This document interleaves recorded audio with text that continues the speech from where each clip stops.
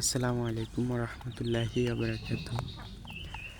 তো আপনারা দেখতেছেন আমার দেশি মুরগির বাচ্চা ব্রুডিং করা, এবং আমি দেশি মুরগি থেকে ফুটাইয়া আর মুরগিগুলো ব্রুডিং করছি। তো এখন আলহামদুলিল্লাহ আমার মুরগগুলো সুস্থই আছে। তো কিছুদিন আমার এই মুরগগুলা পানির কারণে, যে দেখেন আমাদের অবস্থা, আমাদের এখনও উঠালে পানি, এখনও পানি। তো দেখতেছেন যে আমার মোরগগুলা অনেকটা সুস্থ আছিল, এখন আলহামদুলিল্লাহ সুস্থ আছে। তো একটু দুর্বল হয়ে গেছে, অনেক বন দিয়েছিল আজকে 15 থেকে 20 দিন করে এক জায়গায়। তো এই হলো যে অবস্থা। আজকে অনেক দিন পর বের করেছি।